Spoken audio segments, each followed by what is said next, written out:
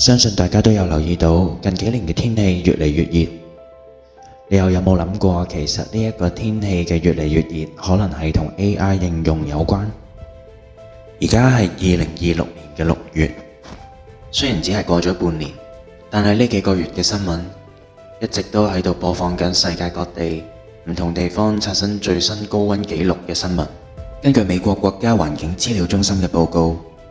，2026年4月全球嘅地表溫度比平均高出咗1.12攝氏度，呢個係1850年全球有史以嚟第4個最熱嘅4月。更加值得注意嘅係，1850年至到2026年嘅紀錄裏面最熱嘅10個4月都係出現喺2016年之後嘅。上一次4月嘅氣溫低過平均值係已經發生喺1976年。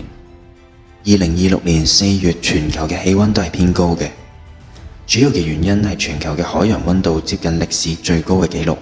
2026年4月嘅海洋表面溫度係自1850年有紀錄以嚟第2嘅高，比平均值係高出咗0.95攝氏度。全球陸地4月嘅表面溫度係有紀錄以嚟第7高，係比平均高出咗1.48攝氏度。整體嚟講，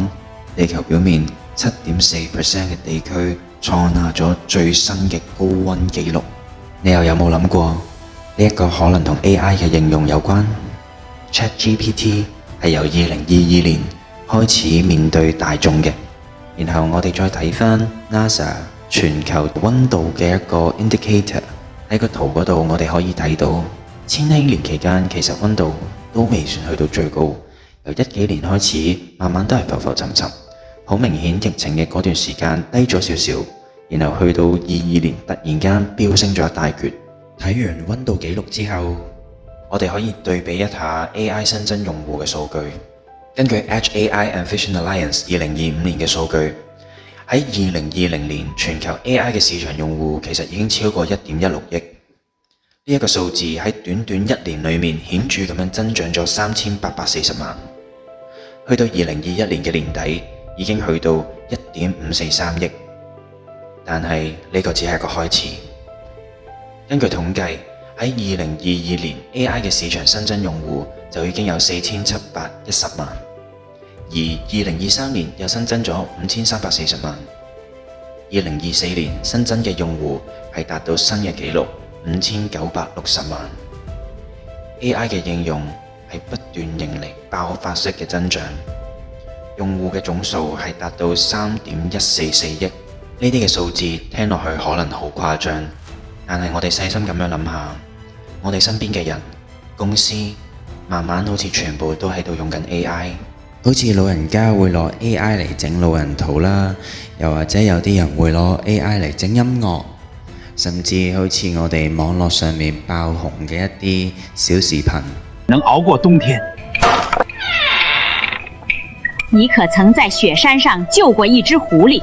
你是那隻白狐？我是那隻醬板鴨。小學生、中學生可能都用 AI 嚟幫手做功課，而呢一啲 AI 嘅應用背後其實需要好多嘅資訊中心 data center， 入邊有好多嘅晶片、伺服器，就好似大家早幾年又或者而家都係炒股票炒得好開心嘅嗰啲晶片啦，就係嗰啲啦。咁呢啲資料中心其實係發生緊咩嘢事呢？根據 World Resources Institute 2025嘅資料，呢啲資料中心最早嘅出現係喺20世紀嘅中期，並喺1990年代隨住網絡嘅興起而迅速咁樣發展嘅。但係去到而家，資料中心嘅擴張規模同埋速度都已經遠遠超出咗之前好多。幾十億嘅美金私人投資啦，每個州唔同嘅稅收優惠啦，同埋想加快審批流程嘅聯邦指令，都推動咗呢啲擴張。呢啲政策優先咁樣發展大型 AI 相關嘅設施，係想增強競爭力。喺2016年嘅時候，全球嘅範圍冇一個針對呢啲設施好精準嘅一個普查。咁嗰陣時候估計全球係有大概3000至到4500個商業同埋企業嘅資料中心嘅。隨住資訊嘅處理同埋儲存嘅需求不斷喺度增加，呢啲資料中心其實喺度經歷一個好大嘅成長。根據 McKinsey 嘅分析表明，呢個2023年至到2030年期間 ，AI 嘅資料中心容量需求係會以平均每年33% 嘅速度去增長嘅。呢一個擴張正喺度改變緊呢啲資料中心嘅設計，都同時導致好大嘅電量消耗。因為呢啲嘅資料中心係需要大量嘅散熱系統，同時佢本身亦都係非常消耗電能嘅。根據 Data Center Map 嘅資料，其實去到2026年嘅6月，而家全世界係有11,563個資料中心。雖然聽落去可能有啲誇張，但係呢啲資料中心絕對係資源消耗大戶嚟嘅。咁究竟有幾大戶呢？根據 Lincoln Institute of Land Policy（GORI） 嘅一篇報導，即使係中型嘅資料中心，佢嘅用水量其實都已經相當於一個小鎮嘅。而大型嘅資料中心每一日嘅用水量係高達500萬卡侖，呢一個係相當於擁有5萬人口嘅城市嘅用水量嚟。而為咗幫呢啲一排一排嘅伺服器去提供電力同埋冷卻，其實都要消耗好驚人嘅電力。根據國際能源總署嘅數據，一個傳統嘅資料中心，例如淨係用嚟儲存工作文件又或者串流影片嘅雲端儲存，佢嘅耗電量就已經等於1萬至到2.5萬戶家庭嘅用電量。而一個新型專注係 AI 超大規模嘅資料中心，佢嘅耗電量其實係已經相當於10萬個甚至更多家庭嘅用電量。淨係由2018年至到2021年期間，美國資料中心嘅數量其實已經翻咗1倍有多。而受到 AI 嘅投資推動，呢啲嘅數字係不斷翻倍。喺 AI 熱潮嘅初期，2023年，美國嘅資料中心已經消耗咗176 TWh 嘅電力。呢個係乜嘢概念呢？呢個其實係相當於成個愛爾蘭嘅用電量。而根據我哋而家人類使用 AI 嘅量，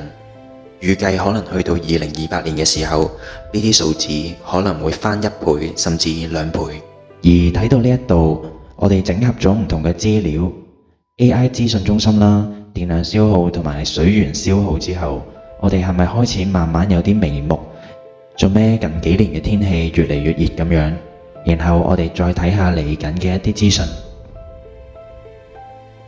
而呢一啲不斷增加嘅資料中心，佢哋消耗大量嘅電力，咁又點樣呢？又會點樣影響到我哋呢？如果大家記得細個都有學過嘅話，能源係有唔同嘅方式去生產，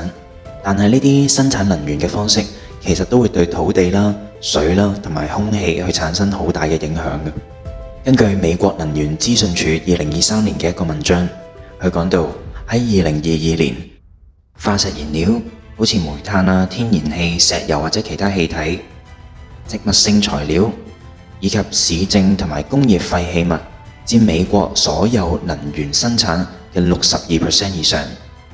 而當呢啲燃料燃燒嘅時候，燃燒嘅氣體裡面就會含有唔同嘅化合物，好似我哋比較熟悉嘅一啲 CO2 即係二氧化碳、CO 一氧化碳、二氧化硫等等。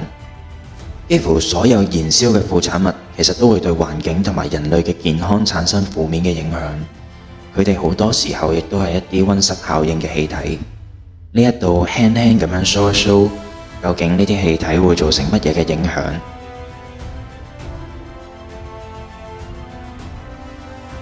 除咗呢啲溫室氣體之外，睇咗好多唔同嘅資料之後，我認為最重頭戲其實就係用水。點解呢？我哋頭先講到呢啲資訊中心係需要大量嘅散熱系統，而呢啲散熱系統可以用到最低成本嘅散熱方法就係用水。呢啲資料中心需要大量嘅水去保持呢啲伺服器嘅低溫運作。大型嘅資料中心每一日嘅用水量可能就已經高達500萬卡侖，呢個係一個小鎮嘅用水量。而中型嘅資料中心每一日嘅用水量可以去到30萬卡侖。根據最新嘅預測，去到2028年，美國 AI 相關嘅資料中心每一年嘅用水量可能會高達320億卡侖。呢個足以滿足差唔多36萬個家庭嘅室內用水需求。對於嗰一啲已經面臨緊乾旱又或者水資源慢慢喺度少緊嘅城鎮嚟講，呢一個咁大嘅用水量絕對係一個好需要解決嘅問題。由2022年以嚟啊其實 Arizona 嘅南部、Colorado 嘅河流流域啦，呢啲嘅缺水地區其實集中咗2/3起緊又或者新起嘅一啲資料中心。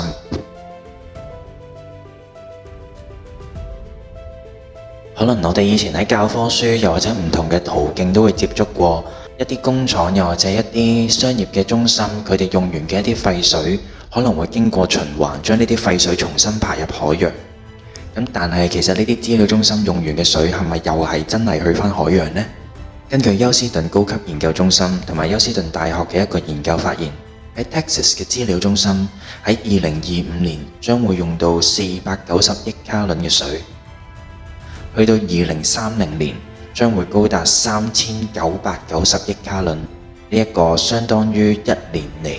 將美國最大嘅水庫，即係講緊面積達到15.7萬英畝嘅米德湖嘅水位下降超過16英尺。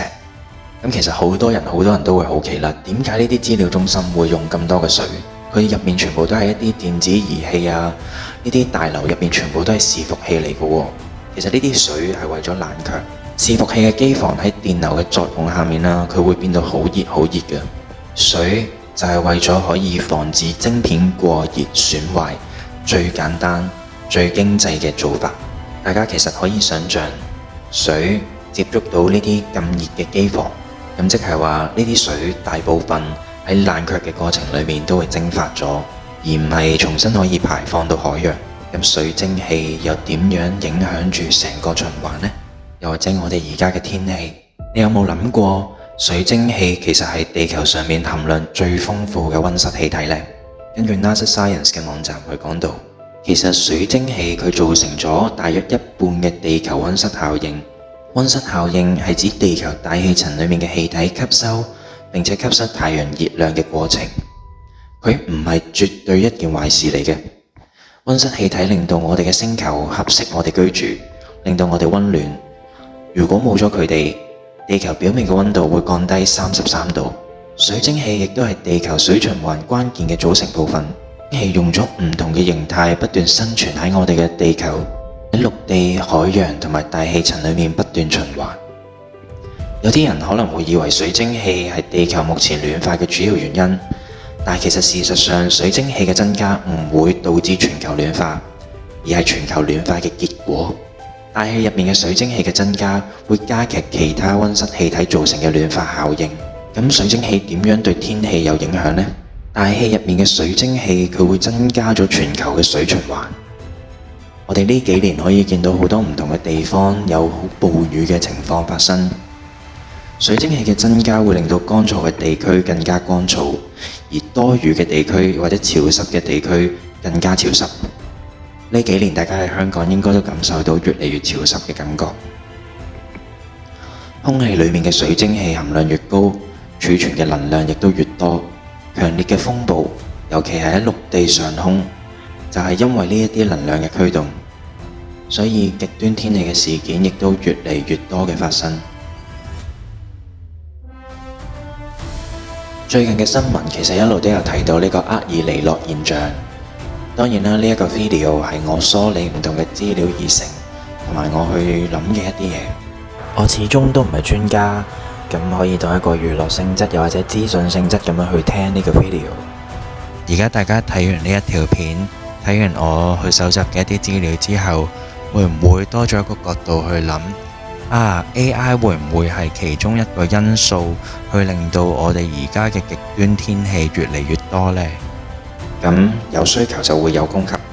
當越嚟越多人去使用 AI 嘅時候，公司就自然會增加對 AI 嘅投資，去建造更多嘅資料中心，亦都同時消耗更加多嘅能源。而家好多人喺度擔心緊佢哋份工，好多科學家亦都擔心緊人類嘅發展，又或者有好多唔同 AI 延伸嘅擔心。我下一條片亦都想喺度講下，有啲乜嘢人類嘅發展我哋係需要擔心嘅。都要同收聽或者收睇嘅人講聲唔好意思，呢個係我第一次製作影片啦。我手頭上冇一啲咪嘅資源啊等等，咁所以我喺整呢個片嘅過程裏邊，我發覺原來啲聲音係非常之參差，有時候大聲咗細聲咗，咁我都會去處理呢一樣嘢噶啦。咁之後就盡量會避免呢一個問題嘅發生。我呢條片裏面收集咗唔同嘅信息，亦都好盡力咁樣避免喺大部分嘅內容裏面使用 AI。咁講啦，我其實有啲驚，如果我嘅呢啲資料上傳咗俾 AI，我可能會，如果 AI 佢有一個介體界面可以嚟到現實世界嘅時候，我會被追殺。我希望我搜集嘅呢啲資料同埋呢條片可以為你提供一個唔一樣嘅視覺啦。而家越嚟越多人，越嚟越多嘅 KOL 啦，又或者喺小紅書上面、IG 上面，好多人去教大家用 AI 去做啲乜嘢，做啲乜嘢嘢。而呢啲嘅使用其實就會不斷咁樣增加我哋嘅能源消耗，導致我上面所講嘅情況發生。如果我喺呢一度邀請你減少使用 AI， 甚至唔用 AI， 你會唔會同意呢？其實揾完呢一堆資料，然後去構思呢一段片點樣寫呢一個稿嘅時候，諗起一個好耐以前嘅漫畫《牛圖一雄嘅漂流教室》。個漫畫嘅主線故事係講述一個學校因為一場意外被傳送去咗未來。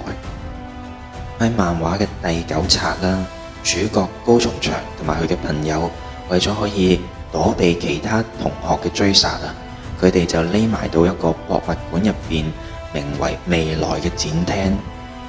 佢哋一班衝咗入去一個未來嘅展廳之後，就發現裏面淨係得沙漠、廢墟、頹垣敗瓦。佢哋見到呢個未來嘅時候，驚到叫咗出嚟，亦都喺度大嗌：哇！發生咩事啊？發生咩事啊？一個 AI 嘅電腦啦，就聽到佢哋嘅發問，跟住咧就突然間着咗，然後就解釋人類咧創造咗一個新嘅能源啦，為咗可以幫人類創造一個美好嘅未來，點咁樣。但係去到最後，其實淨係得沙漠、廢墟、頹垣敗瓦。人類一直好努力咁樣尋找改善生活嘅新方法，去到 AI 嘅發展，小紅書又好、Facebook 又好、IG 又好，好多唔同嘅 KOL 都教我哋點樣使用 AI 去賺錢、去炒股、去做呢樣嗰樣。佢就好似一種新嘅能源、新嘅未來咁樣。呢啲我哋曾經認為係方法嘅方法，其實有冇可能亦都喺度推緊我哋去滅亡呢？